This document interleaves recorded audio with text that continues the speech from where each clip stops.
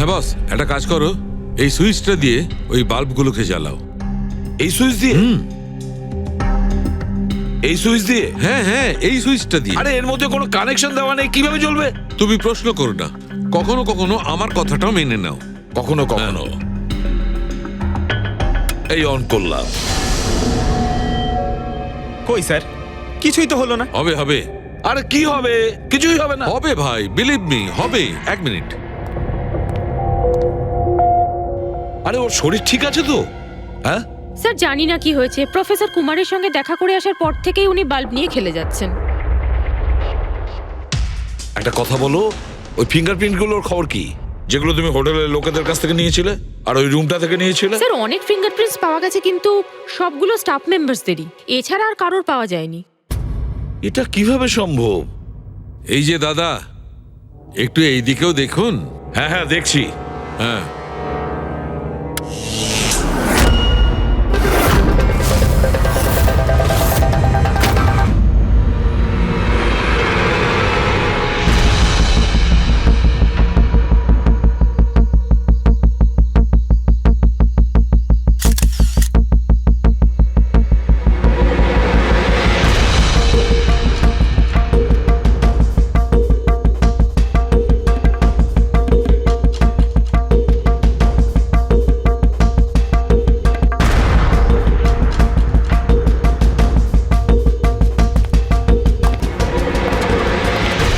আপনারা কিছু পেয়েছেন?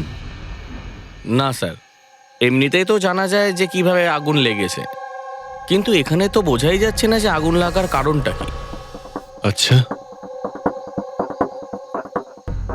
দেখো অ্যাম্বুলেন্স কত দূর এলো। ঠিক আছে স্যার।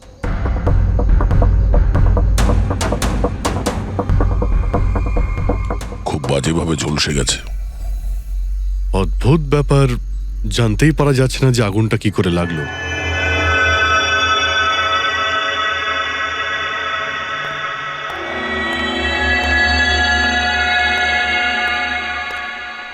কিভাবে হলো এইসব? সবকিছু তো একদম ঠিক ছিল, জানি না আগুন কি করে লাগলো। এতজন মানুষের অভিশাপ তো লাগবেই, তাই না? এই কি বললে তুমি? আমি জানতে পেরেছিলাম স্যার যে দিলীপ স্যার কোনো কোর্টের কেসে ফেঁসে গেছিলেন। খুব বড়সড় কেস ছিল স্যার, কিন্তু কিছুদিন আগে ছাড়াও পেয়ে গেছিলেন। অনেকে এই নিয়ে রেগেও ছিলেন। আচ্ছা, এই ঘটনার সুযোগ নিয়ে কেউ ওকে মেরে দেয়নি তো?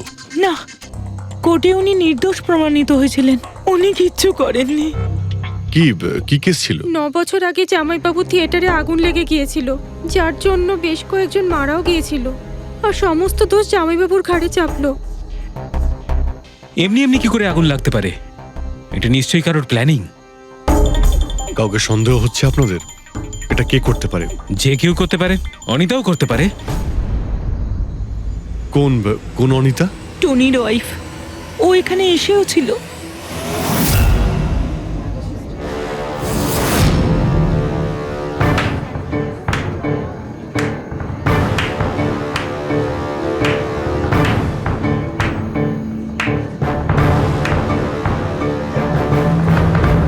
অনিতা? অন্য লোকের ঘর ভেঙে দিয়ে নিজের পরিবারের সঙ্গে এখানে ফুর্তি করা হচ্ছে। ভেরি গুড, ভেরি গুড, বাহ। কিন্তু একটা কথা মনে রেখো, ওই লোকগুলোর মতো তোমরাও ছটফট করে মরবে। সিকিউরিটি, এই চুপ, একদম চেঁচাবি না। বের করো একে বাইরে, বের করো। চলুন ম্যাম, বাইরে চলুন। আউট। মনে হচ্ছে তোদের কি পরিণতি হবে তা নিয়ে কোনো মাথা ব্যথা নেই। তোদের খারাপ সময় শুরু হয়ে গেছে, মনে রাখিস। তুই আমার টনির সাথে যা করেছিস না, মনে রাখিস, এরপরে তুই আর বেশি দিন বাঁচবি না, শুনেছিস? তুই এই নিয়ে যাবে কে? তুই আর বাঁচবি না, নরকে যাবি তুই। আরে তাকিয়ে দেখছো কি? নিয়ে যাবে কে? তোকে নরক যন্ত্রণা ভোগ করতে হবে, ছটফট করে মরবি তুই, মনে রাখিস। আরে যা।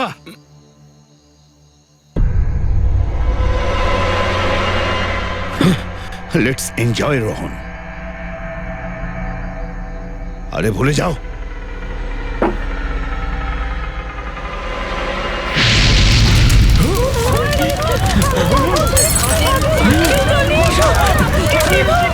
দিলীপ আর রোহনকে যে কেসে ফাঁসানো হয়েছিল সেই কেসেই কোর্ট টনিকে শাস্তি দিয়েছিল।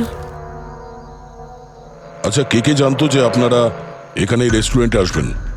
জানি না স্যার। আচ্ছা, দিলীপ বাবু আসার আগে এই চেয়ারের আশেপাশে কাউকে দেখেছিলেন? কোনো অচেনা কাউকে? না স্যার, কাউকেই দেখিনি স্যার। এই টেবিলটাকে রিজার্ভ করেছিল? দিলীপবাবু ফোন করেছিলেন, বলেছিলেন যে আমাদের জন্য টেবিল রিজার্ভ করে রাখো। সবসময় এখানেই বসতেন, এই টেবিল এই চেয়ারেই। রেগুলার কাস্টমার ছিলেন আমাদের। কারোর আগে থেকে জানা ছিল যে দিলীপ এখানে এই চেয়ারে বসবে? স্যার, চেয়ারের আশেপাশে তেমন কোনো জিনিস নেই যা দিয়ে আগুন লাগতে পারে। এ তো অদ্ভুত ধরনের মিস্ট্রি। CCTV camera.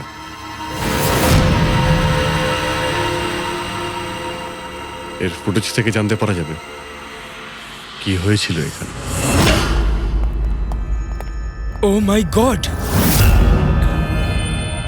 এসব কিভাবে হলো? কে করতে পারে এসব?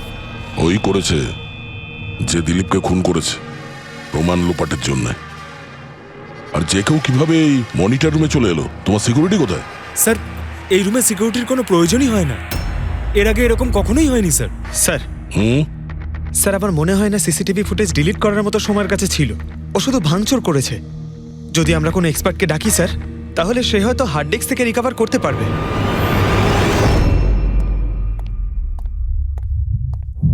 স্যার, হ্যাঁ, স্যার 9 বছর আগে দিলীপ আর রোহনের একটা থিয়েটার ছিল যেটায় আগুন লেগে গিয়েছিল। এক্সিট এন্ট্রির দরজা বন্ধ থাকার কারণে 12 জন লোক আগুনে পুড়ে মারা যায়। ভিকটিমদের ফ্যামিলি যখন কেস করে তখন ইনভেস্টিগেশনে জানা যায় যে সেই সময় একজন গার্ড ছিল। হ্যাঁ, টনি। হ্যাঁ স্যার। স্যার, কোর্টে এটা প্রমাণ হয়ে গিয়েছিল যে টনি অনেক মদ খেয়েছিল, আর মদের নেশা সে এতটাই চুর ছিল যে ইমার্জেন্সি এক্সিটের দরজাও খুলতে পারেনি। হ্যাঁ, কিন্তু এই টনির স্ত্রী অনিতা এটা মানতে রাজিই নয় যে ভুলটা টনি করেছিল। স্যার, শুধু উনিই নন, অনেক আর্টিকেল এবং নিউজ পেপারও কিন্তু কোর্টের সিদ্ধান্তের ব্যাপারে কথা বলেছিল। যখন এই ঘটনাটা ঘটেছিল তখন দিলীপ আর রোহনের বিরুদ্ধে সলিড এভিডেন্স ছিল, কিন্তু তারপর কেস চলতে থাকলো। 9 বছর হয়ে গেল। কিছু প্রত্যক্ষদর্শী বয়ান বদলে দিল, আর কিছু লোক বাইরে চলে গিয়েছিল। স্যার, দিলীপ আর রোহন নিশ্চয়ই টাকা আর ক্ষমতার অপব্যবহার করেছে, আর এই কথাটা নিশ্চয়ই টনি জানতে পেরেছিল। ওই হয়তো পাঠিয়েছে অনিতাকে দিলীপকে মারার জন্য। কিন্তু ফেডরিক, যখন অনিতা ওখানে ছিলই না, তাহলে আগুন লাগালো কি করে? না না, সিকিউরিটির লোকেরা তো ওকে বাইরে বের করছিল ওই রেস্টুরেন্ট থেকে। এমন কি জিনিস ছিল যার জন্য হঠাৎ করে আগুন লাগলো? স্যার, হয়তো ডক্টর সালুংখে আমাদের কোনো হেল্প করতে পারে। না হলে অনিতা।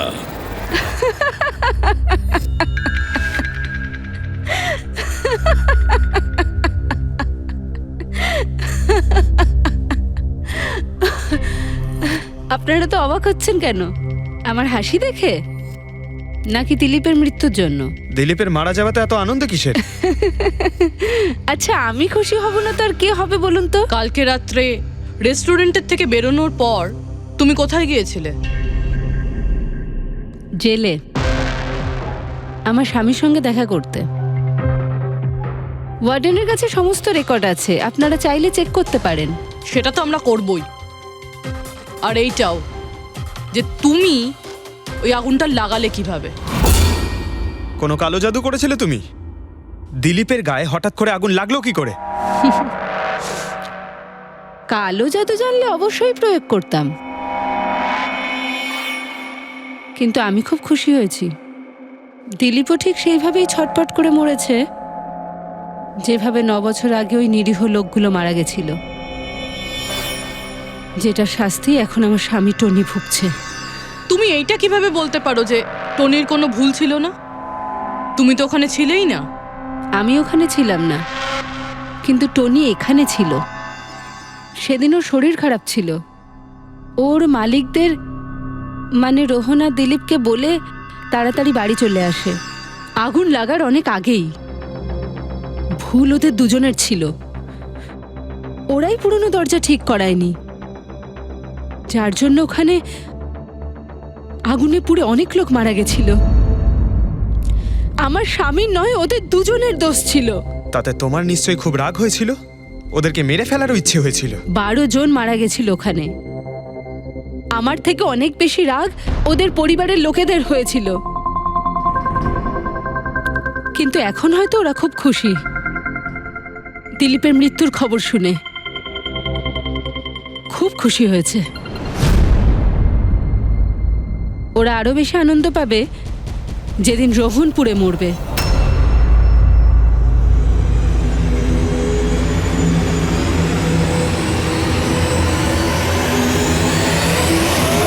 স্যার 42 জন আছে, ওই 12 জন ভিকটিমের কাছের আত্মীয় আর ফ্যামিলির লোকেরা মিলে। সাসপেক্ট বেশি আর সময় কম। স্যার এই 42 জন লোকের মধ্যে সবার আগে সেই সমস্ত লোকেদের নাম সরিয়ে দিতে হবে যারা কালকে দিলীপের মৃত্যুর সময় শহরে ছিল না। স্যার 9 বছর হয়ে গেছে এই ব্যাপারটার। হয়তো অনেক মানুষ দেশ ছেড়েও চলে গিয়েছে। আর কিছু লোক হয়তো এই পৃথিবীতেই আর নেই। তারপরেও খোঁজ তো নিতে হবে। দেখো কজন শহরে ছিল যখন দিলীপের মৃত্যু হয়।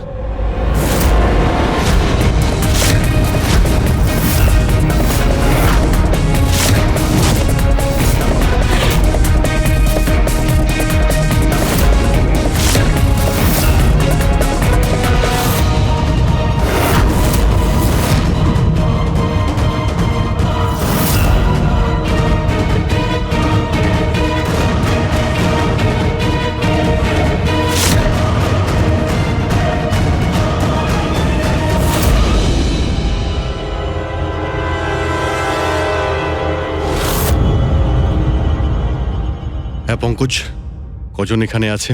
27 জন স্যার, যারা সেই সময় শহরে ছিল, আর ওদের দিলীপকে মারার কারণও ছিল। ঠিক আছে, সবাইকে বিউরোতে ডাকো। দেখা যাক ওরা নির্দোষ হওয়ার কি গল্প শোনায় আমাদের। জেমস, তোমার বাবা 9 বছর আগে থিয়েটারে আগুন লাগার কারণে মারা গেছেন, তাই তো? Yes sir. আপনার হাজবেন্ড ফিল্ম একাই দেখতে গিয়েছিলেন? সেই দিন আমি বিজি ছিলাম, তাই উনি একাই চলে যান। কালকে রাত্রে কোথায় ছিলে তুমি? স্যার আমি আমার বন্ধুদের সঙ্গে ছিলাম। স্যার আমি পাসপোর্ট অফিসে গেছিলাম। ওই দুজনকে আমি এমনি এমনি ছেড়ে দেব না। তো কি করেছিলে তুমি? ভেবেছিলাম যে দিলীপের সাথে ফেস টু ফেস দেখা করব, আর ওকে জিজ্ঞেস করব যে তুমি এরকম কেন করলে। স্যার তারপরে আমি আমার বন্ধুদের সাথে বাড়িতে যাই। আমি আমার ওয়াইফের সাথে মলে ছিলাম। স্যার আমার বন্ধুদের জিজ্ঞাসা করতে পারেন। স্যার যদি ওর সাথে আমার দেখা হতো তাহলে ও রেস্টুরেন্টে বেঁচে ফিরতো না। দিলীপ ওর কর্মের শাস্তি পেয়ে গেছে। আমি রেস্টুরেন্ট থেকে জানতে পারলাম যখন যে দিলীপের সাথে কি হয়েছে, তখন মনে শান্তি পেলাম স্যার। আর বাকি থাকলো রোহন, ও তার কর্মের শাস্তি নিশ্চয়ই পাবে। এবার এই 27টা নামের মধ্যে তাদের নামগুলো রেখে দাও যারা ঘুরিয়ে ফিরিয়ে উত্তর দিচ্ছিল, আর যারা নিজেদের উত্তর অনেক আগে থেকেই তৈরি করে রেখেছিল।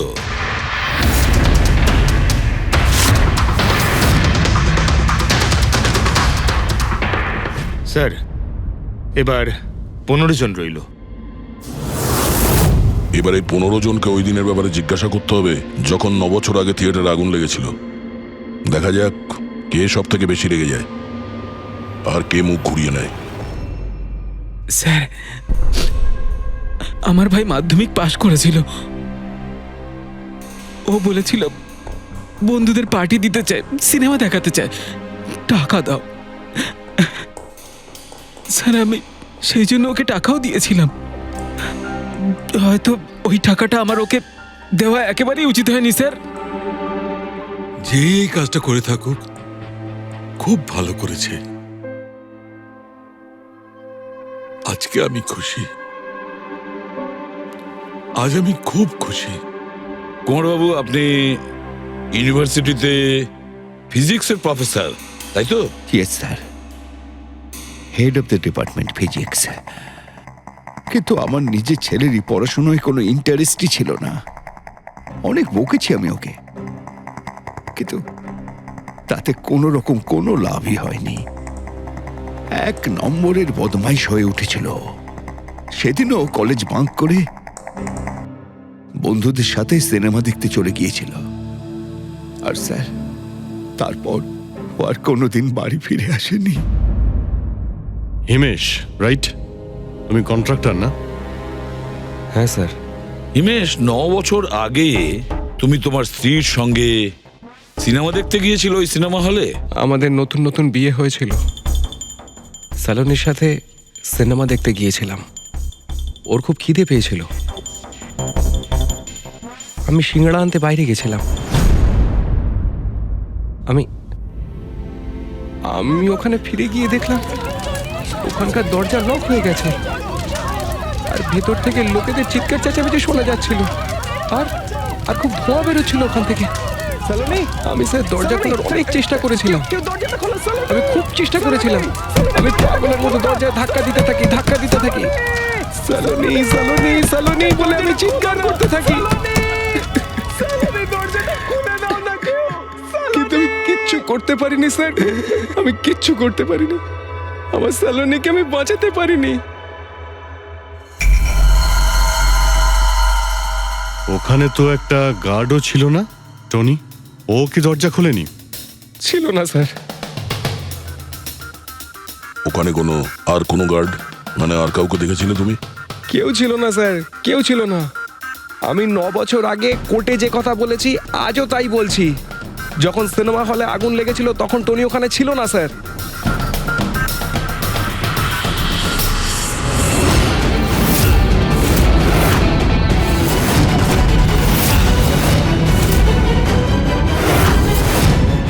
স্যার, এই হলো আমাদের 15 জন সাসপেক্ট যারা দিলীপকে খুন করতে পারে। স্যার, পুলিশ বলছিল যে ফায়ারম্যানরাও বলতে পারেনি যে আগুনের এক্স্যাক্ট সোর্সটা কোথায় ছিল। ওরা তো দেখা মাত্রই জানতে পেরে যায়, তাই না? জানতে পেরে যায় যে ওখানে এমন কি জিনিস ছিল যাতে আগুন ছড়িয়ে পড়ে, কিন্তু ওরা জানতে পারেনি।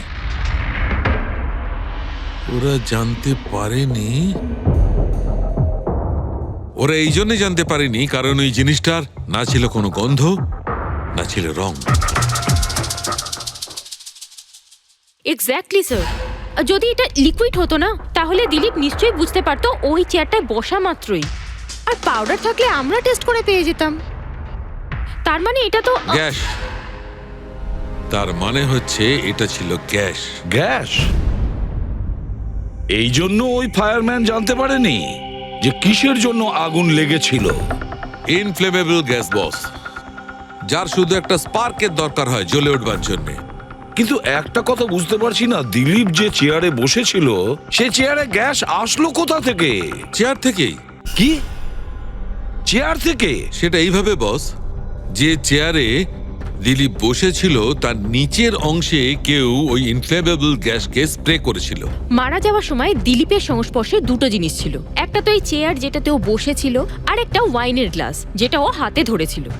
আমরা এই দুটো জিনিসই চেক করেছি।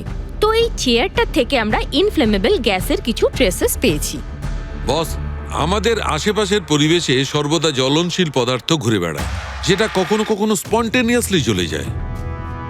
যেমন হচ্ছে মাস গ্যাস, একটা ন্যাচারাল বায়োগ্যাস, আর জ্বলনশীল গ্যাস এর মেইন কম্পোনেন্ট। তার মানে ইনফ্লেমেবল গ্যাস যে কোনো সময় হাওয়াতে এমনি এমনি জ্বলে উঠতে পারে? না ফ্রেডি, নিজে নিজে নয়। যখন পরিবেশটা খুব বেশি উত্তপ্ত হয়ে ওঠে আর সেটা পরিবেশের অক্সিজেনের সঙ্গে মিশে যায়, তখন একটা সুপার হাই টেম্পারেচার উৎপন্ন হয়, যার কারণে এই আগুন লেগে যায়। কিন্তু ডক্টর সালুখে, ওখানে তো এরকম কোনো হাই টেম্পারেচারের মতো কিছু ছিলই না। এক্স্যাক্টলি, এমন কোনো ডাইরেক্ট সোর্স ছিলই না যাতে তাপ উৎপন্ন হতে পারে। বস, এই জন্যে আমার মনে হচ্ছে খুনি কোনো এক্সট্রা ডিভাইস ব্যবহার করেছিল এই এত বেশি টেম্পারেচার উৎপন্ন করার জন্য। আর এই চেয়ারটা তো রেডিই ছিল, এর তো শুধু একটা স্পার্কের দরকার ছিল। কিন্তু স্যার, এভাবে কেউ হিট কিভাবে উৎপন্ন করবে? হ্যাঁ, করা যেতে পারে তো। যেমন উদাহরণস্বরূপ ম্যাগনিফাইং গ্লাস।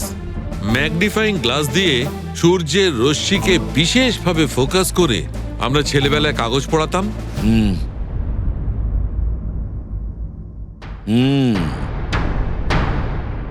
মনে হচ্ছে ওই রেস্টুরেন্টে আবার যেতে হবে,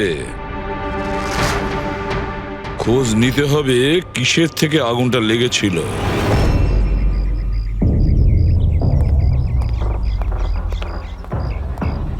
সব জায়গায় দেখে ফেলেছি স্যার, কিন্তু এমন কিচ্ছু খুঁজে পেলাম না যা দিয়ে আগুন লাগতে পারে। আর এটা ওপেন এয়ার রেস্টুরেন্ট। যখন খুনি দিলীপের চেয়ারের নিচে ওই ইনফ্লেমেবল গ্যাস স্প্রে করেছিল, কেউ তো দেখেছিল। সেটাই তো, চেয়ারে হঠাৎই আগুন লেগে যায় আর দিলীপ পুড়ে মারা যায়। কেউ কিছু দেখেনি, আর না আমরা কোনো প্রমাণ পাচ্ছি। স্যার, ওই data expert CCTV footage recover করে ফেলেছে, আপনারা দেখতে পারেন স্যার। গুড। দয়া, তুমি গিয়ে দেখো, ততক্ষণ আমি এখানে দেখছি কিছু পাওয়া যায় কিনা। স্যার, দিলীপ আর ওর ফ্যামিলি আসার 15 মিনিট আগের ফুটেজ এটা।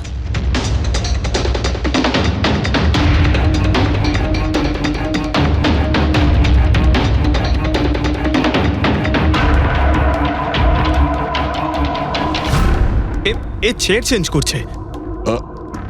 এর কোনো দ্বিতীয় অ্যাঙ্গেল আছে কি এই সময়েরই? চেক করো। 1 মিনিট স্যার।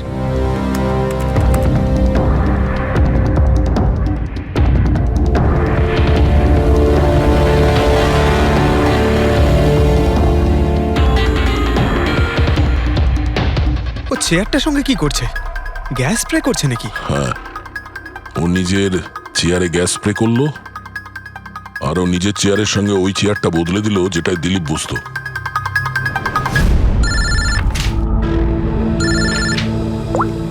হ্যাঁ দয়া।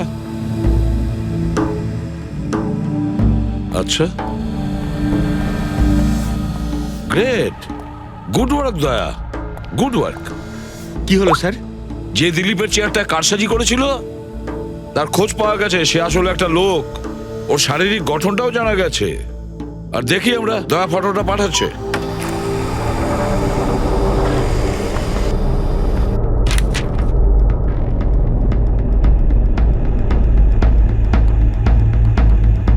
খুনি এই বাকি লোকগুলোর মধ্যেই কেউ একজন,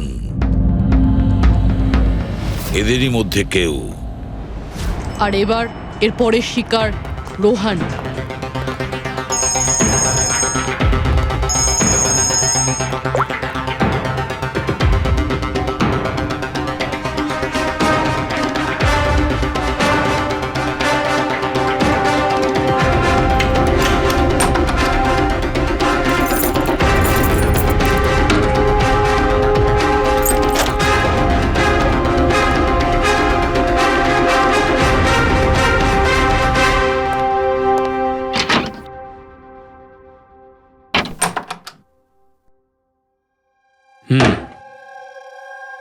আমার মনে হয় কারোর আমার আর দিলীপের মুক্তিতে অসুবিধা হচ্ছে।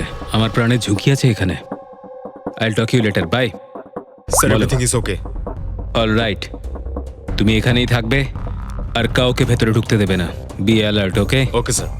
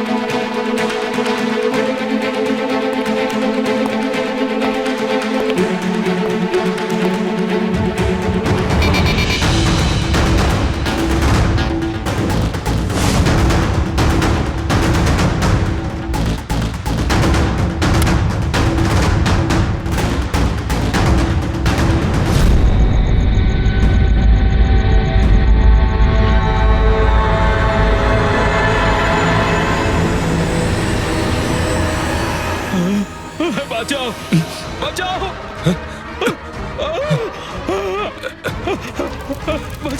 বাঁচাও, বাঁচাও, বাঁচাও ওকে, জল দাও, জল, বাঁচাও, বাঁচাও, বাঁচাও। স্যার, স্যার, স্যার, স্যার, এক মিনিট স্যার, বাঁচাও! স্যার বাঁচাও! জল! জল দাও! স্যার বাঁচাও! বাঁচাও!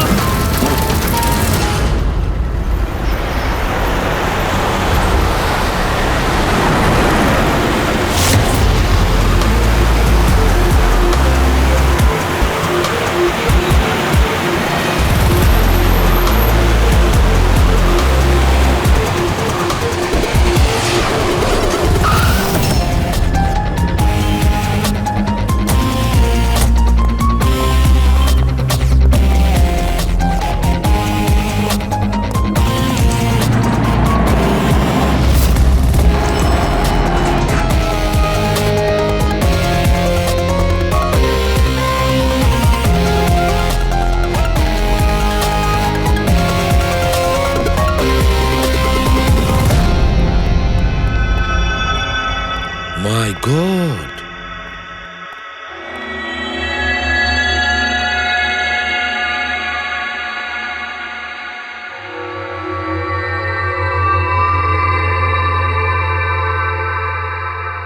কি হয়েছিল এখানে আর কিভাবে?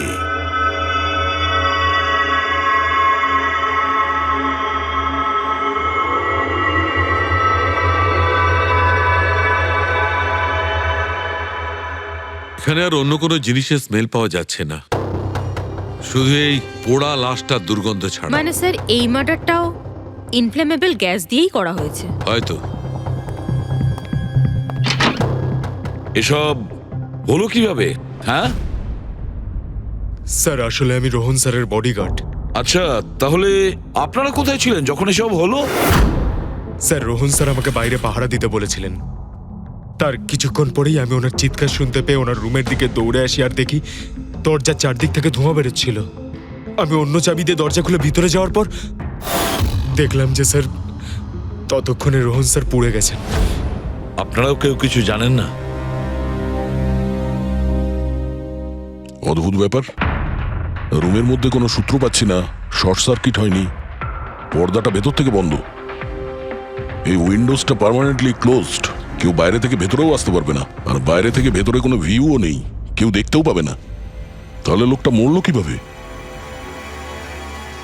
এটার থেকে আগুন লেগেছে বস।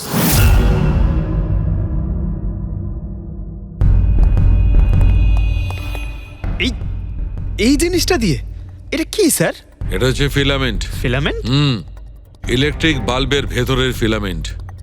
যখন এই ফিলামেন্টের ভেতর দিয়ে ইলেকট্রিক পাস করানো হয় তখন এটা গরম হয়ে লাল হয়ে যায়।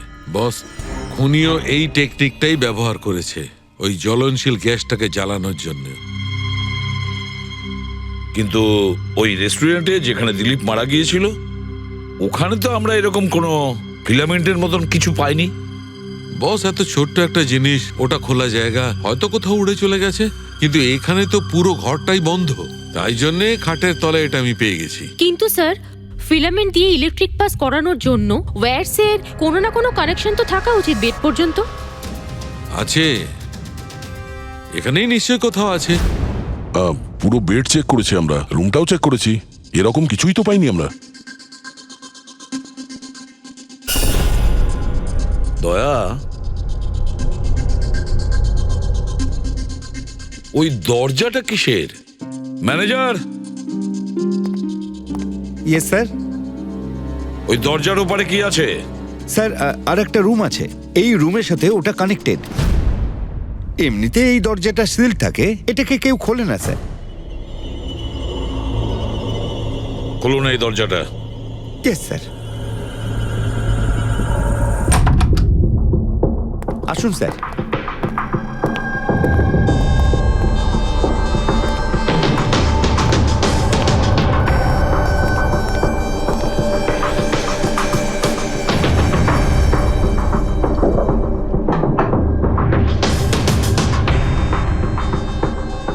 আচ্ছা ম্যানেজার বাবু, কার রুম এটা? কে থাকে এই রুমটাতে? কোনো একজন গেস্ট স্যার, ডিটেলস চেক করতে হবে। দেখুন।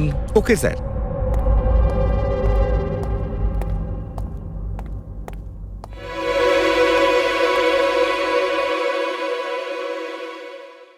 স্যার, ওখানে ওই রুমের মধ্যে যা হয়েছে স্যার, সব এই রুম থেকেই করা হয়েছে স্যার। কিন্তু যদি কারেন্ট এই রুম থেকে পাস করা হয়ে থাকে তাহলে এখান থেকে বেড পর্যন্ত কোনো না কোনো ওয়্যার তো থাকা উচিত। আর যদি থেকে থাকে তাহলে রোহন নিশ্চয়ই সেটা দেখতে পেয়েছে। হ্যাঁ, হয়তো ওর বডিগার্ডও দেখে থাকবে। ডাকো তো ওর বডিগার্ডকে। আপনি এদিকে আসুন।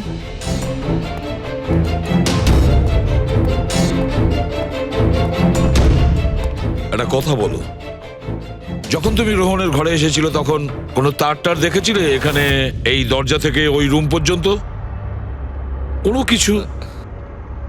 না স্যার, রোহন স্যার এই রুমে ঢোকার আগে আমি এই রুমটাকে খুব ভালো করে চেক করেছিলাম, কিন্তু তার বা সেরকম কিছু আমার চোখে পড়েনি। ঠিক আছে, যাও তুমি। যাই হোক না কেন দয়া, খুনি এই দরজাটা ব্যবহার করেছে। এই দরজা দিয়ে রোহনের রুমে আসে আর রোহনের বেডে ইনফ্লেমেবল গ্যাস স্প্রে করে, আর যে কোনো ভাবেই হোক ফিলামেন্টে কারেন্ট দিয়ে দেয়, তাতে ফিলামেন্ট গরম হয়ে যায় আর ইনফ্লেমেবল গ্যাসে আগুন ধরে যায়, আর তাতে রোহনের মৃত্যু হয়। বস, একটা কথা কিন্তু ঠিক, খুনি যেই হোক না কেন তার ইলেকট্রিক আর কেমিক্যাল সম্পর্কে খুব ভালো জ্ঞান আছে। প্রফেসর কুমার, ফিজিক্সের প্রফেসর কুমার, ওর থেকে আর কে বেশি জানতে পারে এই ব্যাপারে? স্যার। ওই প্রফেসর কুমারের সঙ্গে দেখা করো। স্যার। দয়া, আমিও যাব তোমার সঙ্গে।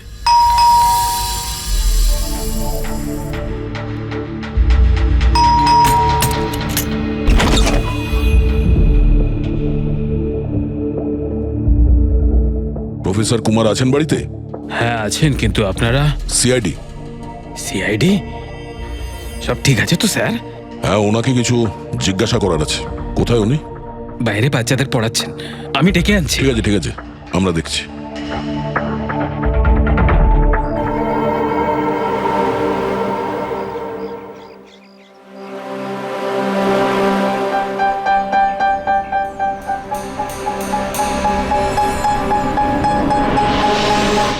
মিস্টার কুমার, আপনার কাছে আমাদের কিছু জিজ্ঞাসাবাদ আছে।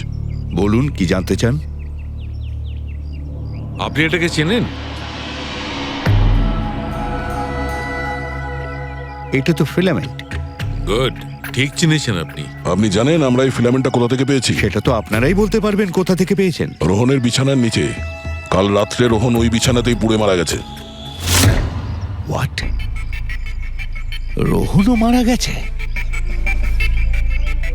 কাল রাত্রে আপনি কোথায় ছিলেন? রাত 9টা থেকে ভোর 3টে পর্যন্ত। আপনারা আমাকে সন্দেহ করছেন? এটা আমাদের প্রশ্নের উত্তর হলো না মিস্টার কুমার। কাল আমি সারা দিন আর সারা রাত্রি বাড়িতেই ছিলাম। কোনো প্রমাণ? আগে আমার কাজের লোক রামু আর বিকাশ, প্লিজ কাম হিয়ার।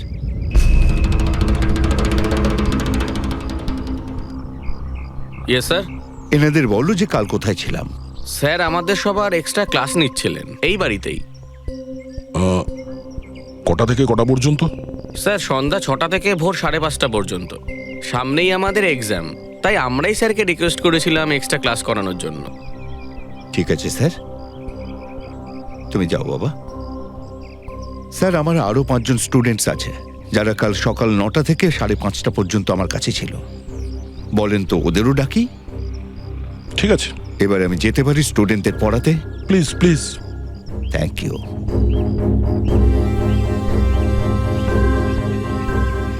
হ্যাঁ, তাহলে আমি যেটা বলছিলাম যে শোল্ডারিং ওয়্যার ছাড়াও আমরা মাদারবোর্ড ফিক্সড করতে পারি with the help of adhesive conductor.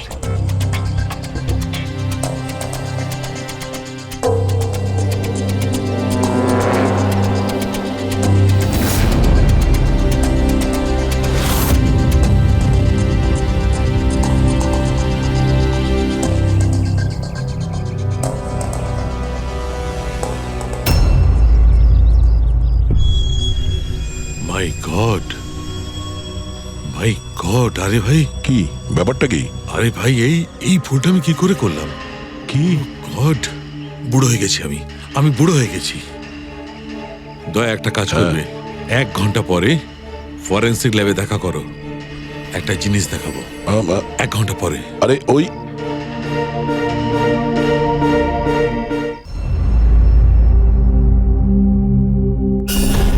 হ্যাঁ বস, একটা কাজ করো, এই সুইচটা দিয়ে ওই বাল্বগুলোকে জ্বালাও। এই সুইচ দিয়ে? এই সুইচ দিয়ে? হ্যাঁ হ্যাঁ, এই সুইচটা দিয়ে। আরে এর মধ্যে কোনো কানেকশন দেওয়া নেই, কিভাবে চলবে? তুমি প্রশ্ন করো না, কখনো কখনো আমার কথাটাও মেনে নাও। কখনো কখনো। এই অন করলাম। কই স্যার, কিছুই তো হলো না। হবে হবে। আরে কি হবে? কিছুই হবে না। হবে ভাই, বিলিভ মি, হবে। এক মিনিট। আরে ওর শরীর ঠিক আছে তো? হ্যাঁ স্যার জানি না কি হয়েছে, প্রফেসর কুমারের সঙ্গে দেখা করে আসার পর থেকেই উনি বাল্ব নিয়ে খেলে যাচ্ছেন। একটা কথা বলো, ওই ফিঙ্গারপ্রিন্ট গুলোর খবর কি, যেগুলো তুমি হোটেলের লোকেদের কাছ থেকে নিয়েছিলে আর ওই রুমটা থেকে নিয়েছিলে? স্যার অনেক ফিঙ্গারপ্রিন্টস পাওয়া গেছে, কিন্তু সবগুলো স্টাফ মেম্বারসদেরই, এছাড়া আর কারোর পাওয়া যায়নি। এটা কিভাবে সম্ভব? এই যে দাদা, একটু এই দিকেও দেখুন। হ্যাঁ হ্যাঁ দেখছি। হ্যাঁ,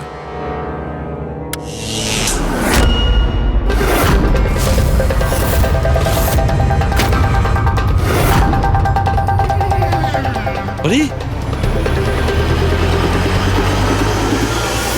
স্যার স্যার এই বাল্বগুলো জ্বললো কিভাবে? এ কি কাণ্ড করলেন ডক্টর সালুকে? কোনো তার ছাড়াই আপনি সবকটা বাল্ব জ্বালিয়ে দিলেন। কিন্তু ডক্টর সালুকে, এটা আপনি করলেন কিভাবে? এটা ঠিক তেমন ভাবেই হয়েছে ফ্রেডি, যেমন ভাবে খুনি করেছিল। ওই দিলীপের চেয়ারটাতে আর রোহনের বেডে। ম্যাজিশিয়ান সালুখে, এবার পরিষ্কার করে বলুন আপনি সব করলেন কিভাবে? কারেন্ট কি হাওয়া থেকে আসলো? হাওয়া থেকে আসেনি বস, তাহলে? কারেন্ট এসেছে ইলেকট্রিক পেইন্টের সাহায্যে। Electric paint? হ্যাঁ, ইলেকট্রিক পেইন্ট। আসলে ইলেকট্রিকের যে তার হয় সেটা মেটালের হয়। Metal is a good conductor of electricity, সেই জন্য কারেন্ট ওর মধ্যে দিয়ে পাস করে। ঠিক একই রকম ভাবে কিছু পেইন্টও আছে যেগুলোকে আমরা ইলেকট্রিক পেইন্ট বলি, আর এটাও গুড কন্ডাক্টর অফ ইলেকট্রিসিটি। এর মধ্যে দিয়েও ইলেকট্রিসিটি পাস করতে পারে। অদ্ভুত ব্যাপার হলো এটা যে কোনো কালারের সঙ্গে মিশে যায়, যেটা খুব সহজে যে কোনো ব্যাকগ্রাউন্ডে মার্জ হতে পারে। ও, এই কারণেই আমরা হোটেলের রুমে আর রেস্টুরেন্টে কিছু দেখতে পাইনি স্যার। এক্স্যাক্টলি দয়া। খুনি আসলে হোটেলের রুমের আর রেস্টুরেন্টের ফ্লোরের দুটোর কালার এই কালারের সঙ্গে ম্যাচ করেছে, এই জন্য আমরা দেখতে পাইনি। তার মানে ইলেকট্রিক কারেন্ট, আই মিন এই ইলেকট্রিক পেন্ট, এটা কি খুব সহজেই পাওয়া যায়? হ্যাঁ, পাওয়া যায়। আসলে এটা ইলেকট্রিক সোল্ডারিং আর রিপেয়ারিং এর কাজে লাগে। আর এটা সবচেয়ে বড় বিশেষত্ব হলো যে এটা সাধারণত খালি চোখে এটা দেখা যায় না, শুধুমাত্র ইনফ্রারেড লাইটেই এটা দেখা যায়। আমি দেখাচ্ছি।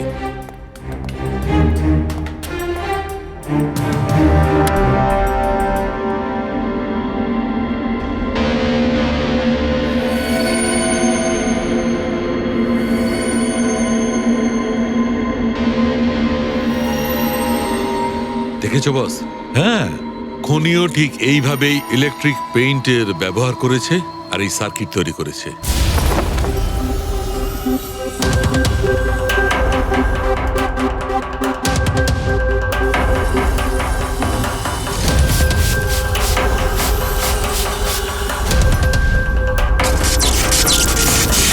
একটা কথা তো নিশ্চিত, এ যেই হোক না কেন তার এ সমস্ত ব্যাপারে খুব ভালো জ্ঞান আছে। কিন্তু স্যার এদের মধ্যে খুনিকে? ওই প্রফেসরের সঙ্গে তো কথা বলে নিয়েছি স্যার, ও তো না। এই বংশী, এই লোকটা তো একজন ক্লার্ক, কিন্তু আমার মনে হয় না যে একজন ক্লার্কের সায়েন্সের ব্যাপারে এত জ্ঞান থাকতে পারে। স্যার, এদের মধ্যে সবথেকে বেশি শিক্ষিত তো ওই প্রফেসরকেই মনে হচ্ছে। এটা এমন কেউ হতে পারে যেটা প্রফেসরের মতো ইন্টেলিজেন্ট নয়, অথচ এই ব্যাপারে অনেক কিছুই জানে।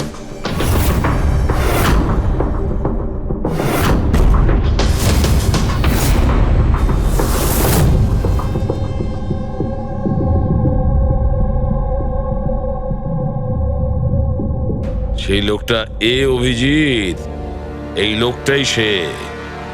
মনে পড়ছে কি বলেছিল আমাদের, যে ও কি কাজ করে?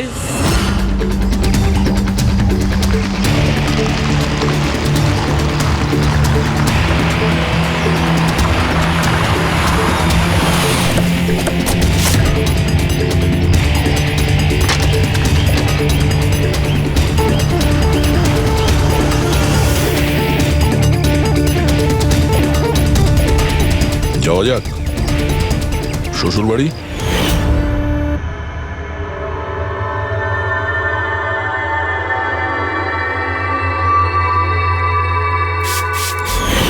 দিলীপ আর রোহনের ওপর কেস হয়েছিল, কিন্তু আমি জানতাম ওরা টাকার পাওয়ারের জোরে ছাড়া পেয়ে যাবে। কিন্তু ওদের কাছে টাকা থাকলে আমার কাছে ছিল বুদ্ধি। অনেক মাস ধরে ওদের আমি ফলো করেছি, ওরা কোথায় যাচ্ছে, কি করছে, কার সাথে দেখা করছে, সবকিছু। আর শেষ পর্যন্ত ওদের দুজনকে মারার উপায় আমি পেয়েই যাই, ইলেকট্রিক পেন্ট আর সার্কিটের মাধ্যমে। এই দুটো জিনিসের বিষয়ে আমি খুব ভালো করে জানতাম। ব্যাস, দিয়ে দিলাম দুজনকে শাস্তি।